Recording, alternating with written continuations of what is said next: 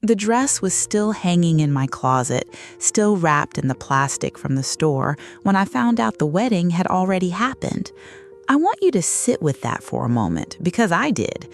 I stood in my bedroom in Flagstaff, Arizona, on a gray Saturday afternoon in October, holding a dress I had bought 3 weeks earlier. Deep turquoise, the color of the sky right before a storm breaks, the color my late husband always said looked like home to him.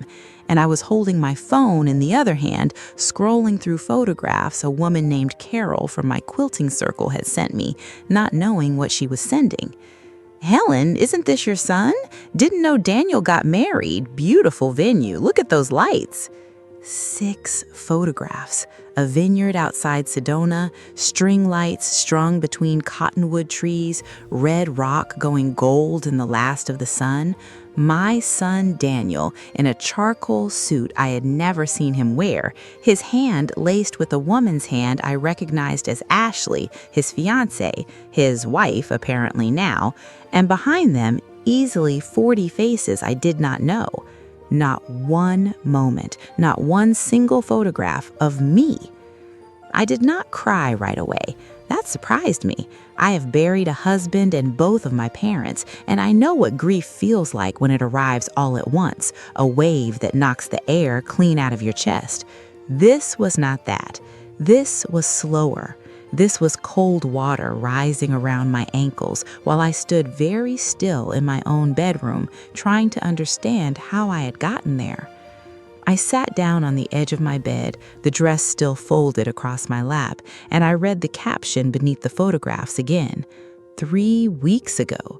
My son had been a married man for 3 weeks, and for those same 3 weeks, I had spent my evenings smoothing that dress flat with the palm of my hand, imagining the toast I would give, imagining the moment he would take my hand and dance with me the way he used to when he was 7 years old, standing on top of my feet in our kitchen while I hummed something with no name. I got up after a while and walked out onto my little back porch, the phone still in my hand, and I sat down in the chair that used to be Thomas's chair, the wood gone soft and silvery gray from 30 summers of Arizona sun. I looked out at the junipers on the ridge the way I do most evenings, and I asked him, the way I still sometimes do when the house feels too quiet, what he would have made of all this. Thomas was not a soft man, but he loved that boy with a fierceness I have rarely seen matched in anyone since, and I knew, sitting there, exactly what he would have said. He would have driven to Phoenix that same night, no matter the hour. I did not have it in me yet to drive anywhere. I only had it in me to sit very still and let the cold water keep rising around me. I thought, too, of a particular afternoon when Daniel was 9 years old, and a boy at his school had made fun of him for the beadwork bracelet I'd made him, the one he wore every single day that year. He came home crying that afternoon, wanting to throw it in the trash can out behind the house. I remember kneeling down in front of him on the kitchen floor and telling him that anyone who is ashamed of you has already told you everything you need to know about the size of their own heart, and that his job was never ever to shrink himself down small enough to fit inside somebody else's smallness. He wore that bracelet until the cord finally wore clean through 2 years later. I did not yet let myself connect that old memory to what was happening to me now, sitting on that porch with a phone full of photographs of a wedding I had not been asked to attend. That connection would come later, and it would come harder than I expected it to. I want to tell you who I am before I tell you the rest of it, because you need to understand what was taken from me, not only that it was taken. My name is Helen Graywolf. I am 73 years old. I am Dene, Navajo, and I was raised outside Chinle, on land my grandmother's grandmother walked before me, in a house with no running water until I was 11 years old, by a mother who used to tell me that a family is not the people who share your blood, a family is the people who show up. I have believed that with my whole heart my entire life. I raised my son to believe it too. Daniel's father, my husband Thomas, died when Daniel was 19, a heart that simply gave out on him at 51, no warning at all, gone one ordinary Tuesday morning while he was tightening a bolt under the truck in our driveway. I raised the rest of that boy alone, on my own 2 hands. I worked 2 jobs so he could go to Northern Arizona University and become the first person in our family line to earn a degree. Days at the tribal health clinic doing patient intake, evenings cleaning office buildings downtown after everyone else had gone home. I sold my mother's turquoise jewelry, piece by careful piece, over 4 years to help cover what his student loans didn't reach. I never told him that. I did not want him carrying the weight of what it cost me. A mother's sacrifices are supposed to be quiet, my own mother used to say. Loud sacrifice is really just a different kind of debt you're asking the child to repay. He became an accountant, a good one, careful with other people's money in a way that made me proud every time I thought about it. He moved to Phoenix for the work, and 2 years ago he met a young woman named Ashley at a conference downtown. She made my son laugh in a way I hadn't heard since before Thomas passed, and I liked her for that alone, before I even really knew her. When Daniel brought him home for Christmas last year, I gave her a bracelet that had belonged to my grandmother. Old turquoise set in handworked silver, the kind of thing you don't buy in a store, the kind of thing that gets carried down through a family like a small inherited prayer. I told her it belonged in the family now. I meant it as a welcome. I did not know then that the family and I were about to become 2 very different things in her mother's mind. Here is what I want you to notice, because I noticed it too late myself. The warning signs were small. They are almost always small at first. That is exactly how you miss them. It started, as best as I can reconstruct it now, in February. Daniel had called me every single Sunday at 6 o'clock since his 2nd year of college, like clockwork, rain or shine, no matter where he was in the world. In February, the calls started arriving later, 6:30, 7, once almost 8 o'clock. Then they got shorter. Then some Sundays a text came instead of a call. "Crazy week, Mom. Talk soon. Love you." I told myself that was simply what it looked like when a young man was building his life of his own, and I was proud of that life, so I did not push. Pushing has never been my way. In April, I asked him gently how the wedding planning was going, expecting to hear about cake tastings and guest lists. Daniel went quiet on the phone in a way that was not like him at all. "Ashley's family is handling a lot of it, Mom. It's turning into a whole production. You know how these things get." I said I understood. I did not understand a single thing. I simply did not know yet what it was I didn't understand. In May, I offered to help with the flowers specifically because flowers had been my mother's love. She'd kept a garden outside Shinley that neighbors used to walk half a mile just to see. I had $4,000 set aside for exactly that purpose, money from selling back my mother's land allotment rights to the tribe 2 years earlier, money I had never touched because I wanted it to go towards something that actually mattered to our family. Daniel said, "That's really generous, Mom. Let me check with Ashley's parents. I think they already have a florist locked in." I sat with the phone in my hand a long while after that call, turning something over in my chest that I could not yet name. In June, Ashley's mother called me. Her name is Deborah. It was the first time she had ever called me directly, and it turned out to be the only time. The conversation was polite on the surface and strange underneath it, the way a smooth stone can hide a sharp edge if you only look at it and never pick it up. She asked about our family traditions in a tone I have heard my entire life, the particular tone people use when they are quietly deciding whether you are going to embarrass them in front of people who matter to them. She asked almost casually whether I planned to wear traditional dress to the wedding. I told her I planned to wear whatever I liked, same as I always have. She laughed a small laugh with no warmth in it at all and said, of course, we just want everything to photograph beautifully." I remember hanging up the phone and standing in my kitchen for a long moment, feeling something I couldn't yet call by its right name. In July, my cousin Rose asked me what colors the wedding party was wearing since she wanted to bring me something to match for the occasion, and I realized with a small, cold jolt that I did not know. Nobody had told me. I had not been asked what color I might wear, only warned obliquely that whatever I wore had better photograph well. Rose noticed the look on my face and put her hand over mine at her kitchen table. "Helen," she said, "when is the last time that boy actually asked you a question about yourself instead of just telling you what he'd already decided?" I did not have a good answer for her that day. I have thought about her question many times since.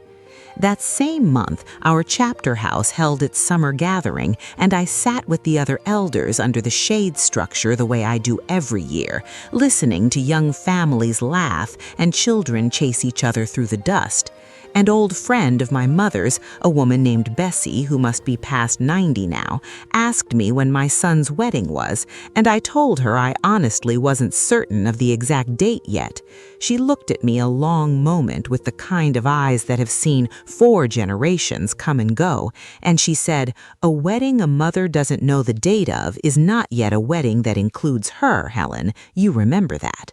I laughed it off at the time, the way you laugh off things that are too true to sit with comfortably in front of other people. I did not laugh it off later. In August, Deborah called a second time, only this call went to Daniel directly, not to me, though I did not learn the substance of it until much later, once the whole truth finally came apart at the seams. I did not know that month that the call had even taken place. I only knew that Daniel's Sunday calls to me grew shorter still, clipped at the edges in a way that wasn't like him, and that once, when I asked outright whether I would be seated with the family during the ceremony itself, he said, "We're still finalizing the seating chart, Mom. There's a lot of moving pieces right now," and something guarded in his voice made me decide not to ask again that day. In September, an invitation never came. I told myself it was simply the mail, that the Postal Service loses things, that a formal invitation for a small, tight guest list might have gone astray. I told myself Daniel was drowning in wedding logistics and assumed I already had all the details I needed as his mother. I told myself a dozen soft, generous stories because that is what a mother does when the honest alternative is too ugly to hold in her 2 hands. And then October came, and Carol from my quilting circle sent me 6 photographs of a wedding I had missed by 3 full weeks, and there was no soft, generous story left for me to tell myself. I called Daniel that same night. He did not answer. I told myself he was busy, that it was late, that he'd call back in the morning. I called again the next morning. He did not answer that either. I sat with my phone in my hand for 2 full days, watching the screen the way you watch a kettle you know is about to whistle. And on the 3rd day, he finally called back, and his voice sounded like a boy who had been caught doing something, not a man explaining a decision he stood behind. And that distinction mattered to me even then, even in the very worst of it. "Mom, hey, I've been meaning to call." "You've been a married man for 3 weeks, Daniel." Silence stretched out long enough that I could hear him breathing on the other end. Then, "It got complicated. Ashley's family, there was a lot going on with them, and I didn't want you to feel..." "Feel what?" "Out of place."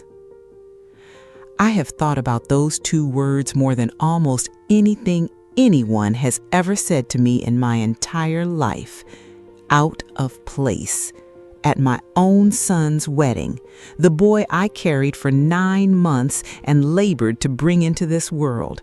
The boy whose fevers I sat up with 3 nights running when he was 4 and had pneumonia, and the clinic was 40 minutes away on a dirt road in the rain. The boy I sold my mother's turquoise for, 1 careful piece at a time, so he could sit in a college classroom. I would have been out of place. I did not shout at him. I want you to understand that clearly, because I know some of you listening are waiting for me to have shouted, to have said something sharp and satisfying that would have felt good coming out of my mouth in that moment. I did not raise my voice at all. My mother taught me that dignity is the one thing nobody in this world can take from you unless you hand it to them yourself with your own 2 hands, and I was not going to hand mine over to my son on a telephone call. I said only this to him: "I hope she makes you happy, Daniel. I mean that honestly, but I want you to understand something before we hang up tonight. You did not simply leave me out of a party. You let someone erase me, and you let them do it quietly enough that you could tell yourself afterward that you hadn't." He had no answer for that. We did not stay on the phone much longer. I did not hear from my son again for 1 full month. A month of silence from a son who has called you every Sunday since he was 18 years old is a long, strange country to live inside of. I will tell you honestly what that month looked like from where I sat, because I think the in-between matters as much as the 2 dramatic moments that bookended. I went to Sweat Lodge with my cousin Rose twice that month, more than I usually go in a season, because I needed the heat and the dark and the old prayers to help me carry something I did not yet have the right words for. Rose sat beside me both times and did not ask me to explain myself before I was ready. She only said the second time, as we walked back to the truck in the cool night air, "Grief and anger are cousins. They visit together, but they don't have to stay in the same room forever." I have turned that sentence over in my mind more times than I can count since. I kept the turquoise dress in the closet, still in its plastic. I thought more than once about driving it back to the store in town, about asking for a refund and being done with the whole memory of it. Something in me would not let me do it. I think, looking back, some part of me already sensed there might be another use for that dress waiting further down the road, though I could not have told you what it was at the time. I also did something I am not entirely proud of, though I don't regret it either. I looked at Ashley's public social media, the parts that weren't set to private, and I looked at the wedding photographs properly, all of them this time, not just the 6 Carol had sent by accident. 40-some guests, a raw bar, a 5-piece band flown in from Los Angeles, a dress that by my rough guess cost more than I had made in an entire year at the clinic when Daniel was young, and in every single photograph, a woman I now recognized clearly as Deborah, Ashley's mother, standing close to my son in a way that made my skin go cold, though I could not yet have told you exactly why. One evening that month, I pulled down the old photo albums from the top of my closet, the physical kind, the ones with the sticky pages and the plastic film, the kind nobody makes anymore. I found a picture of Daniel at 6 years old, sitting on Thomas's shoulders at a powwow near Window Rock, both of them laughing at something outside the frame that I no longer remember. I found the photograph from his college graduation, the 2 of us standing in front of the NAU sign, me in the good blue dress I'd saved for a year to buy, him in his cap and gown, his arm around me so tight it nearly hurt. I sat with those albums open across my lap until nearly midnight, and I let myself cry then, finally, the tears I hadn't let myself have on the day the photographs first arrived. Grief, I have learned across 73 years, often waits politely for a private enough room before it lets itself in. I also drove down to Phoenix once that month, unannounced, though I never told Daniel I had come. I only wanted to see the outside of the house he and Ashley had bought together the year before, a modest place in a new development on the edge of the city. I sat in my truck across the street for perhaps 20 minutes, watching the ordinary life of it, a sprinkler running on a small square of new lawn, a neighbor's dog barking somewhere down the block, and I tried to picture my son inside those walls, married now, keeping some secret from me large enough that he couldn't call his own mother on a Sunday. I did not knock on the door. I drove the 2.5 hours home in the dark instead, and I did not tell a single soul I had gone, not even Rose, until much later. I did not call Daniel first when the month ended. He called me. 1 month to the day after that first difficult phone call, my phone lit up on the kitchen counter with a text message from my son, and I want to tell you precisely what it said, word for word, because I have read it back to myself so many times since that I could recite it in my sleep, the way I can recite the old prayers my grandmother taught me. "Hey, Mom, I know things have been weird between us, and I'm sorry. I need to ask you something, and I really hate that I'm asking, but the mortgage is due Friday, and we're short.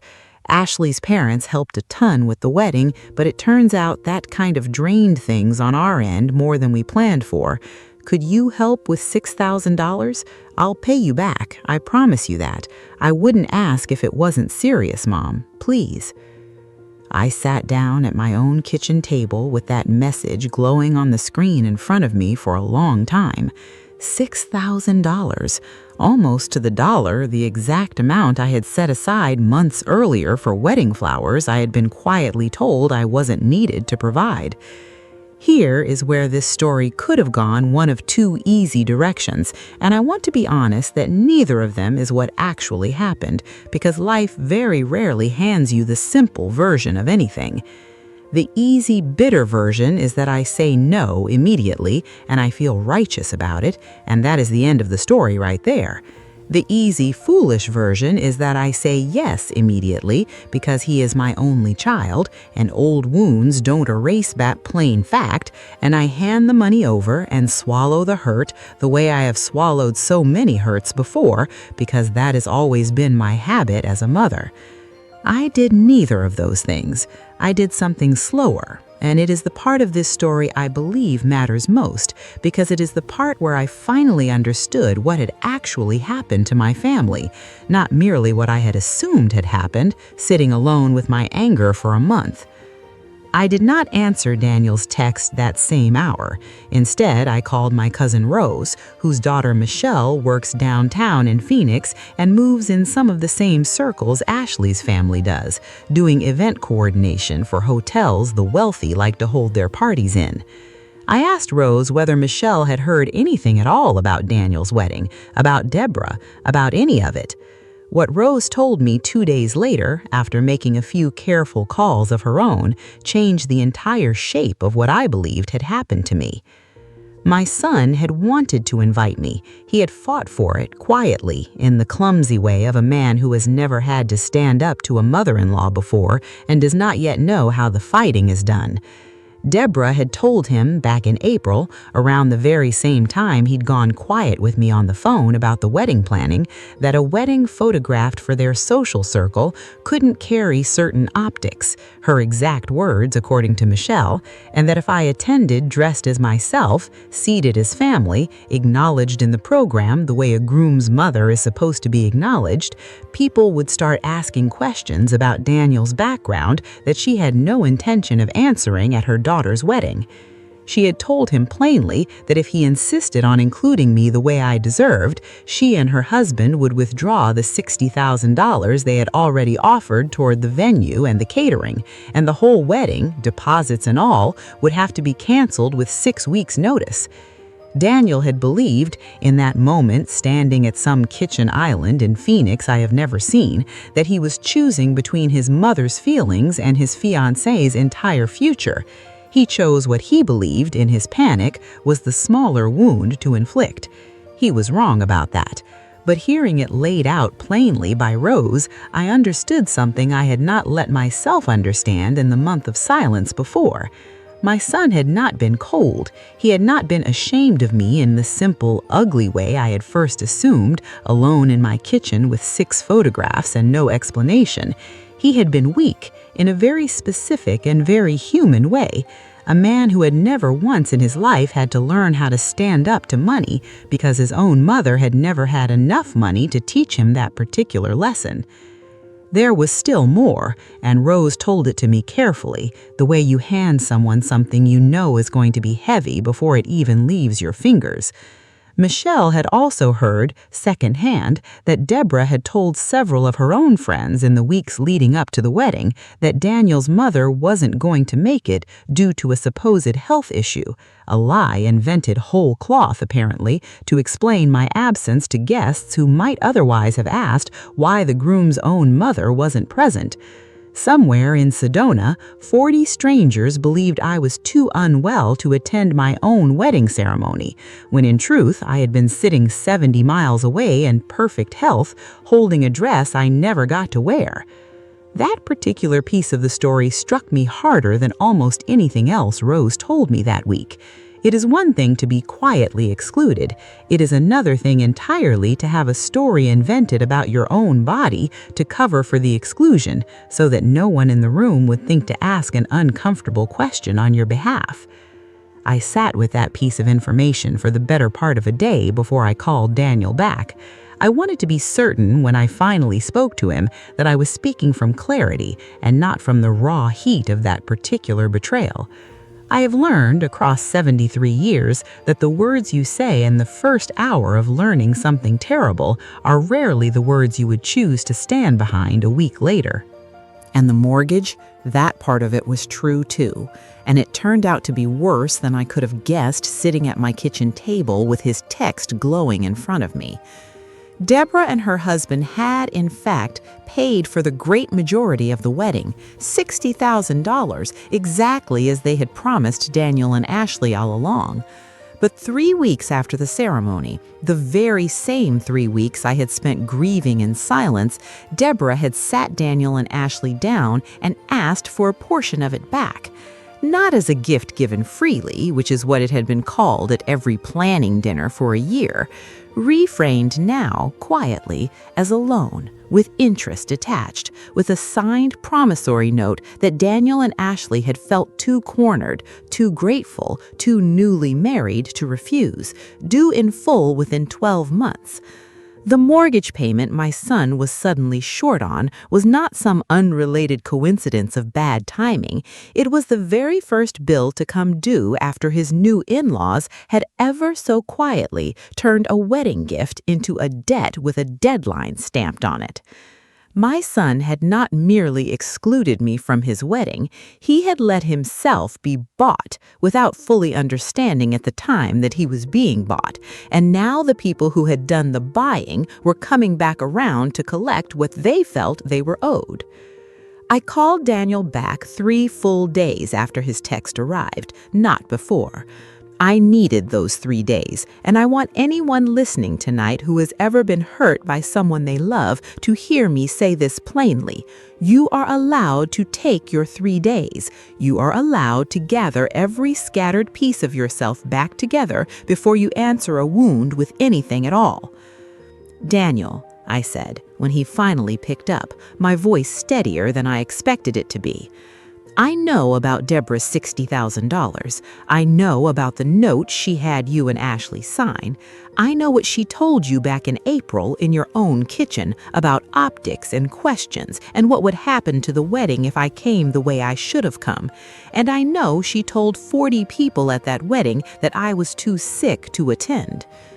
He made a sound on the other end of the line I had never heard him make before, something between a laugh with no humor in it and a cry that hadn't fully arrived yet. I didn't know about that last part, Mom. I swear to you, I didn't know she'd said that. I would never have let that stand if I'd heard it. I believe you, I told him, and I meant it. But that's exactly the trouble with secrets, Daniel. Once you let the first one live in a house, you don't get to control which other ones move in behind it. He was quiet on the line for so long that I began to wonder whether the call had dropped. When he finally spoke, his voice had cracked open in a way I had not heard from him since we buried his father. I didn't know how to tell you any of it, Mom. I thought if I could just get through the day, get through the wedding, it would be over, and you'd never have to know how ugly it actually got behind the scenes. You thought wrong, I told him, gently, because gentle and honest have never been opposites, whatever some people seem to believe. Secrets don't protect the people we love, Daniel. They only delay the day the people we love find out we didn't trust them enough to hand them the truth in the first place.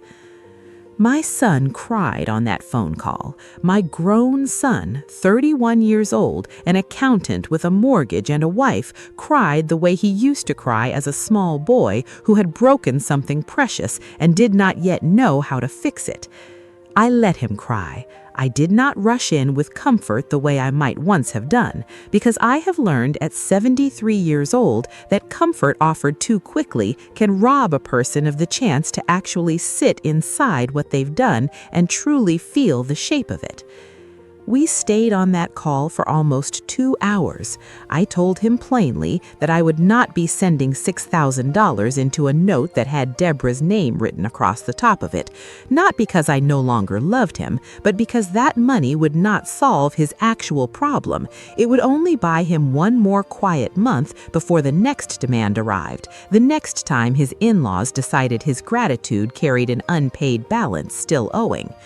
I told him that if he wanted my help at all, it would come with a condition attached. He and Ashley would sit down with me in person at my own kitchen table, and we would look together at the real terms of the note Deborah had drawn up, in daylight, with no more secrets folded into the corners of it. And if I helped, it would be help aimed at closing that debt completely, at ending it for good, not a small patch over this month's payment while the balance kept quietly growing underneath them both. "Why didn't you just tell her no, Daniel?" I asked him, still on that same long phone call, not unkindly but honestly, because I needed to understand it, not just forgive it. You are a grown man. You balance other people's finances for a living. You knew what a note like that would do to you both. He was quiet again for a moment before he answered. "Because I was scared, Mom. Not of Deborah exactly. Scared that if I pushed back, Ashley would be the one caught in the middle between her mother and me, and I didn't want to put her there. And scared, if I'm honest, that if I made too much noise about it, they'd look at me the way Deborah already looked at me sometimes, like I was something Ashley had to explain away at dinner parties. I've never had to fight people like that before, Mom. You never raised me around people like that." "No," I said. "I raised you around people who show up for each other instead of keeping score. I suppose I forgot to teach you what the other kind sounds like, so you'd recognize it faster next time." He agreed to my condition without a single argument. 2 weekends later, he and Ashley drove up from Phoenix together, and Ashley, and I want to be fair here, because fairness matters to me even when fairness is inconvenient, had not known the true extent of what her own mother had arranged until Daniel finally told her everything, that same week he told me. She sat at my kitchen table, the very table where I had once taught Daniel to press fry bread dough flat between his small hands, and she cried too, harder than I expected. She said something I had not braced myself to hear. "I'm sorry I let you make you small so that I could feel big on my own wedding day." I did not tell her that it was fine. It was not fine, and I have never believed that pretending a wound is small makes it heal any faster.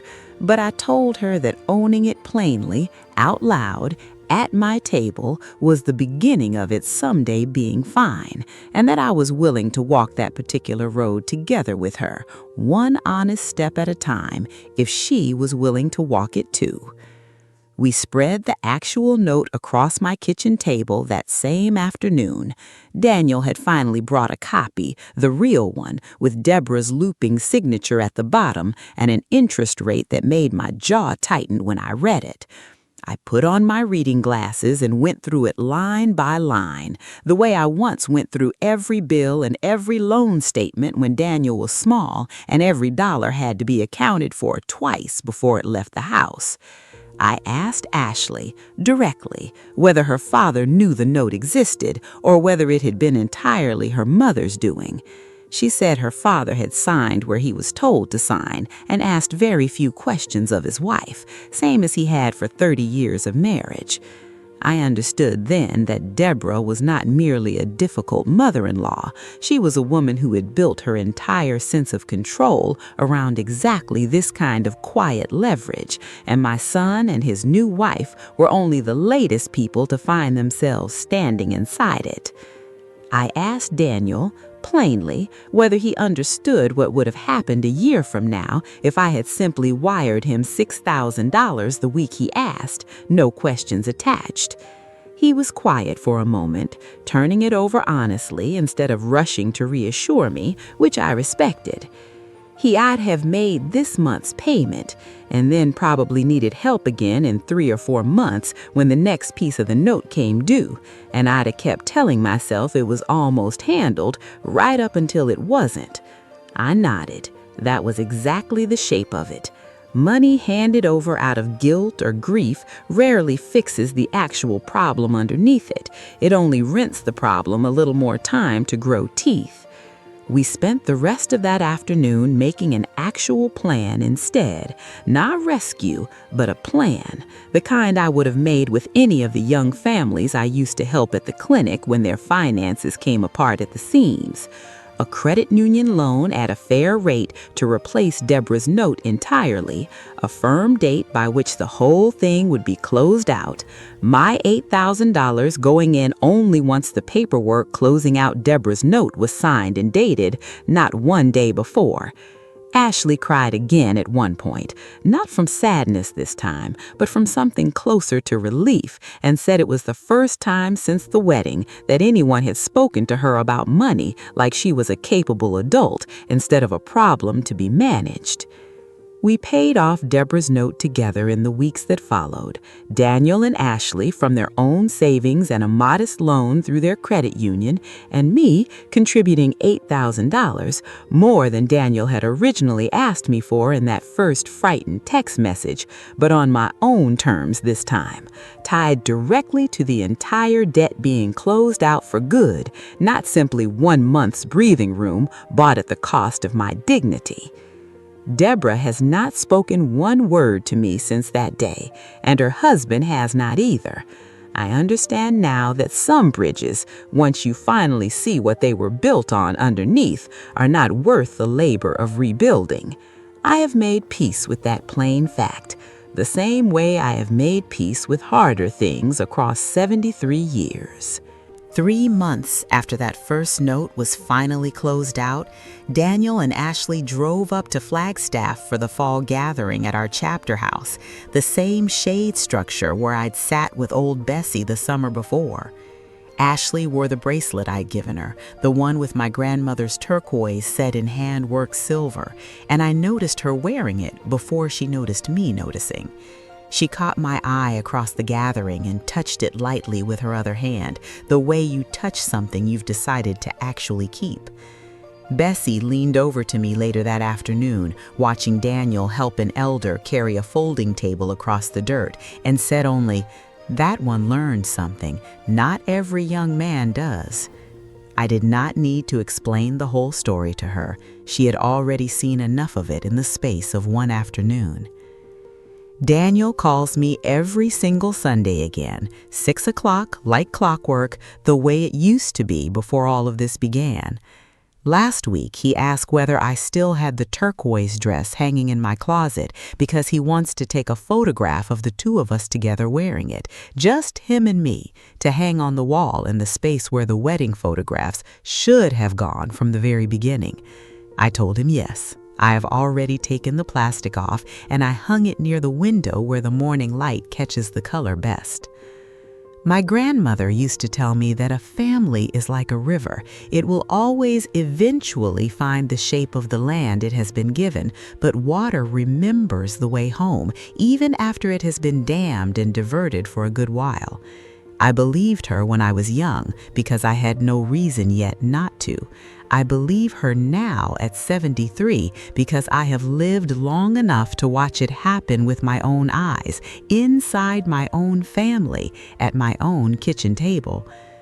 If someone in your life has ever let you be made small by people who were never going to love you the way your own blood does, I want you to hear this from an old woman who has sat with that exact grief at her own kitchen table. The anger you feel is honest, and you are allowed to keep hold of it for exactly as long as you need to keep hold of it. But before you close a door forever on someone you love, ask yourself one honest question.